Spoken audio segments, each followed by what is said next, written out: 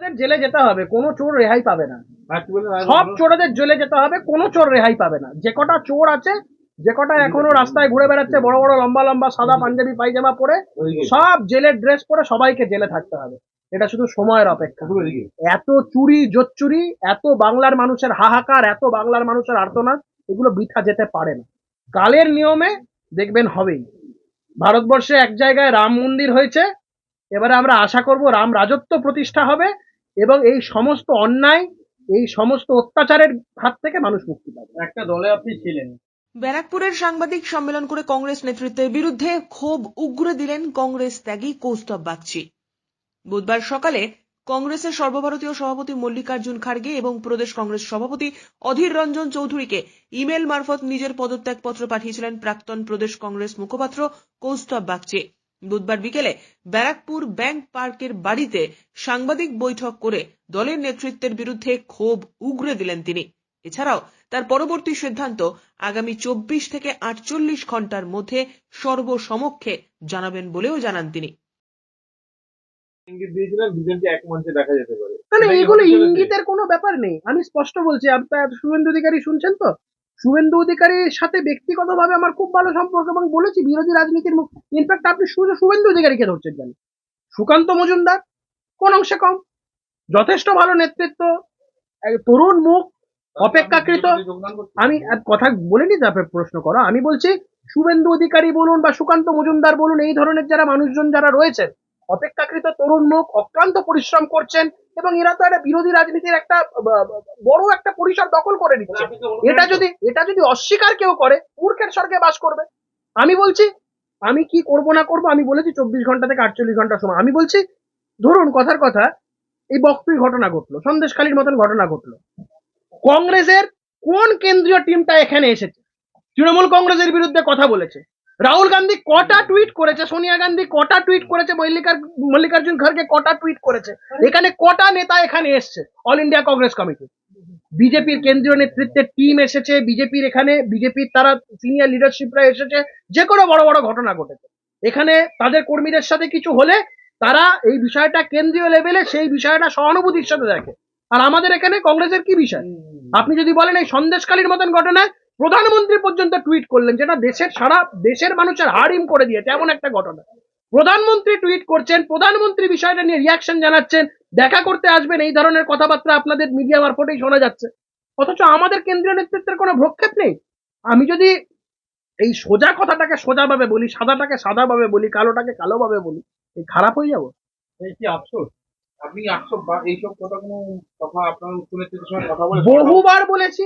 এখন রেজিগনেশন দেওয়ার পর তাদের টনক করছে, এখন ফোন করে বলছে এই সমস্ত জিনিস যেন না করি, উইথড্র করে দেয়। সিদ্ধান্ত একবার যেটা নেওয়া হয়ে গেছে সেটার কিছু করার নেই। আপনি 48 ঘন্টার মধ্যে বলে সময় বেঁধে নিলেন। 24 থেকে 48 ঘন্টার মধ্যে আমার পরবর্তী রাজনৈতিক পদক্ষেপ আমি ঘোষণা করবো, আপনারা জানতে পারবেন সমস্ত টাকা। একদম যেটা হবে সেটা একদম স্পষ্টভাবে, একদম ঝকঝকে, একদম কাঁচের মতন স্পষ্ট বিষয়টা থাকবে। কংগ্রেস নেতৃত্ব বলছেন যে আপনি যাবেন না, ক্ষেত্র প্রস্তুত ছিল, সময়ের অপেক্ষা, আপনি চলে যাবেন। যারা এই প্রশ্নগুলো করছেন তাদেরকে একটা কথাই জিজ্ঞেস করবেন, অধীরবাবুর যখন প্রয়াতা কন্যা সম্পর্কে এই ধরনের মন্তব্য হয়েছিল তারা কোথায় ছিল? আপনি মমতা বন্দ্যোপাধ্যায়কে চ্যালেঞ্জ করেছিলেন। এখনো করছি। এই দলে মমতা সেই কাজটা হচ্ছিল না। মমতা বন্দ্যোপাধ্যায়, আমি কি বললাম, তৃণমূল কংগ্রেস হচ্ছে এখানে রাজ্য কংগ্রেস, এটা দিল্লি নেতৃত্ব মনে হয়। আমি প্রথম থেকে বলি, আমার আজকে সারাদিন ধরে অনেক কিছু কথাবার্তা হচ্ছে। আমি আমার এই কংগ্রেস দলের সাথে সম্পর্ক বিগত 2004 সাল থেকে, প্রায় 20 বছরের একটা সম্পর্ক। সেই সম্পর্কটা আজকে ছিন্ন করতে বাধ্য হলাম। অনেক কারণ আছে, সেই কারণগুলো প্রচুর কিছু। আমি যদি লিখতাম হয়তো একটা বই লেখা হয়ে যেত। আমি যদি সবকিছু যদি লিখতাম, অনেক কিছু আছে যে জিনিসগুলো লেখা নেই। এখন এমত অবস্থাতে আমি বেদনাদায়ক একটা অবস্থাতে, খুব বেদনাহত অবস্থাতে একটা কথা, সেটা খুব আগেও বলতাম, এখন বলতাম, কংগ্রেস দলটা কেউ ছাড়ে না, ছাড়তে বাধ্য করা হয়। এমন একটা পরিস্থিতি তৈরি করা হয় যেখানে মানুষজন দল ছেড়ে বেরিয়ে যায়।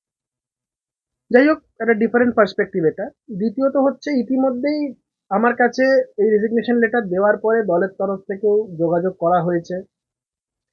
ইতিমধ্যে কেন্দ্রীয় নেতৃত্বেরও বেশ কয়েকজন আমাকে ফোনও করেছিল, রাজ্য নেতৃত্বেরও বেশ কয়েকজন ফোন করেছিল। আমি তাদেরকেও বলেছি, আমি আপনাদের মাধ্যমে অকপটে সবার সামনে স্পষ্টভাবে একটা জিনিস বলে দিচ্ছি, আমার যদি দল ছাড়ার অভিপ্রায় বা ইন্টেনশনটা প্রথম থেকে থাকতো, যখন অল ইন্ডিয়া কংগ্রেস কমিটির সদস্যদের তালিকা বেরিয়েছিল সেখানে আমার নাম ছিল না, ছাড়লে সেদিন ছাড়তে পারতাম। যেদিন তৃণমূলের বিরোধিতা করার জন্য আমাকে মুখপাত্র পদ থেকে সরিয়ে দেওয়া হয়, আমি ছাড়লে সেদিনকে দল ছাড়তে পারতাম। মহাজাতি সদনে কংগ্রেসের আমাদের ছাত্র পরিষদের অনুষ্ঠানে আমার সাথে দুর্ব্যবহার করা হয়, আমি দল ছাড়লে সেদিনকে ছাড়তে পারতাম। আমি দল ছাড়ার মানসিকতা নিয়ে রাজনীতি করিনি। আমার সাথে কংগ্রেসের দীর্ঘদিনের একটা সম্পর্ক, 20 বছরের সম্পর্ক।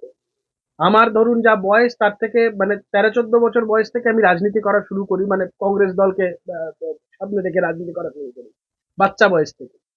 তো সেই জায়গায় দাঁড়িয়ে আমার এখানে সেই রকম কোনো অভিপ্রায় ছিল না।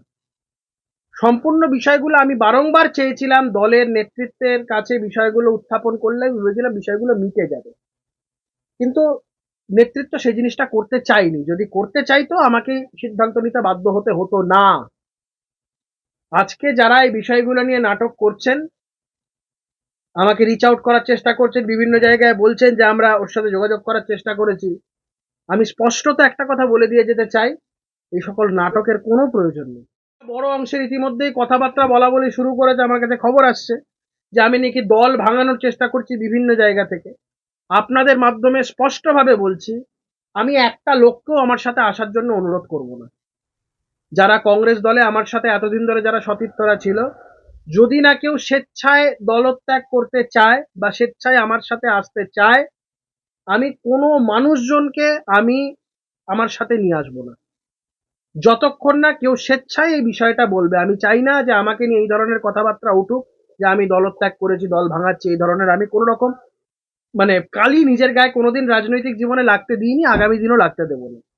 3 নম্বর কথা, অনেকে এই মুহূর্তে জল্পনা করছেন যে আমি কোথায় যাব, কি করব না করব, আমার রাজনৈতিক ভবিষ্যৎ নিয়ে সবাই অনেকে চিন্তিত, সবাই প্রশ্ন করছেন, অনেকের একটা কৌতূহল আছে যে আমি কি করব না করব। দেখুন, আমি একটা জিনিস স্পষ্টভাবে বলে দিতে চাই, সেটা হচ্ছে আমি যা কিছু করেছি কখনো লুকিয়ে চুরিয়ে করিনি। আমি রেজিগনেশন লেটারটাও যেটা দিয়েছি সেটা সাংবাদিক বন্ধুদের মাধ্যমে সবার কাছে বিষয় জানিয়ে সমস্তটা কিছু করেছি। কোনো কিছু লুকিয়ে চুরিয়ে আড়ালে আবডালে কোনো কিছু করার ব্যাপার নেই। আমি আপনাদের কথা দিয়ে যেতে পারি 24 ঘন্টা থেকে 48 ঘন্টা এই সময়ের মধ্যে আপনারা জানতে পারবেন আমার পরবর্তী সিদ্ধান্ত। আমি যে সিদ্ধান্তে এর আগে আমি বহু কথা টিভি চ্যানেলে বলেছি, সেগুলো আর রিপিট করছি না। তবে আমার আগামী সিদ্ধান্ত আগামী 24 ঘন্টা থেকে 48 ঘন্টার মধ্যে সমস্তটা স্পষ্ট হয়ে যাবে। আমি বলেছি সেটা হচ্ছে কংগ্রেস প্র্যাকটিক্যালি একটা সেলফ ডিস্ট্রাকটিভ মোডে চলে গেছে। কংগ্রেস দেখুন এই যাত্রাপালা করে বেড়াচ্ছে, 1-1.5 মাস বাদে নির্বাচন জেতার কোনো আগ্রহ নেই। এই নিয়ে হ্যাটট্রিক হবে, এই নিয়ে 3বার হবে যে কংগ্রেস বিরোধী হবে, আমি আপনাকে ভবিষ্যৎবাণী করে গেলাম। কংগ্রেস বিরোধী দলের স্ট্যাটাসটাও পর্যন্ত অফিসিয়ালি পাবে না, এই তৃতীয়বার এটা হবে। এর জন্য কংগ্রেসের ভুল স্ট্র্যাটেজি নাই। তৃতীয়ত হচ্ছে সব থেকে ইম্পর্টেন্ট, আমি রাজ্যের কথা যদি আমি বলি, এই রাজ্যে তৃণমূল কংগ্রেসকেই অল ইন্ডিয়া কংগ্রেস কমিটি নিজেদের আউটফিট বলে মনে করে। প্রদেশ কংগ্রেস বলে যে কিছু আছে এই রাজ্যের, কোনো এই রাজ্যের Congress all India Congress committee সেটাকে মনে করেন। কংগ্রেস কর্মীরা দীর্ঘদিন ধরে এই রাজ্যে তাদের সাথে পঞ্চকতা হয়েছে, বঞ্চনা হয়েছে, তাদেরকে অপমান করা হয়েছে। I refuse to be a part of that. আমি এই অপমানের মধ্যে থাকতে পারবো না। আজকে কংগ্রেস নিয়ে অনেকে অনেক বড় বড় কথা বলছে, আমাদের দলে অনেক বড় বড় বিপ্লবীরা আজকে আমাকে দল বিরোধী আখ্যা দিয়ে আমাকে বেইমান টেইমান অনেকে অনেক কিছু বলছে। জিজ্ঞেস করুন, যদি ক্ষমতা থাকে আমি সেদিনকার কল লিস্ট প্রকাশ করে দেবো। আর যারা আমাকে গদ্দার বেইমান বলছে, আমি জানি কারা কার সাথে কোথায় যোগাযোগ রাখে। যারা আমাকে গদ্দার বেইমান বলছে, বেশি মুখ খোলালে মুশকিল আছে, কার সাথে কোথায় কি যোগাযোগ আছে এগুলো সব জানি। আমাকে বেশি বাধ্য করবেন না, যদি মুখ খুলতে হয় খুব মুশকিল আছে। তাদের উদ্দেশ্যে বলবো, যদি হিম্মত থাকে, আমি যেদিনকে প্রেস কনফারেন্সটা করি প্রদেশ কংগ্রেস দপ্তরে গ্রেপ্তার হওয়ার ঠিক আগের দিন, যদি হিম্মত থাকে কল লকটা বার করে দেখুন। ফোন বন্ধ করে বসেছিলেন বাড়িতে, ফোন বন্ধ করে বসেছিলেন। অধীর চৌধুরীর প্রয়াত কন্যা সম্পর্কে মুখ্যমন্ত্রী যখন কুরুচিকর মন্তব্য করেছিল, আমি বলেছিলাম প্রদেশ কংগ্রেস দপ্তরে সাংবাদিক সম্মেলন করব। ফোন বন্ধ করে রেখে দিয়েছিলেন অনেকে।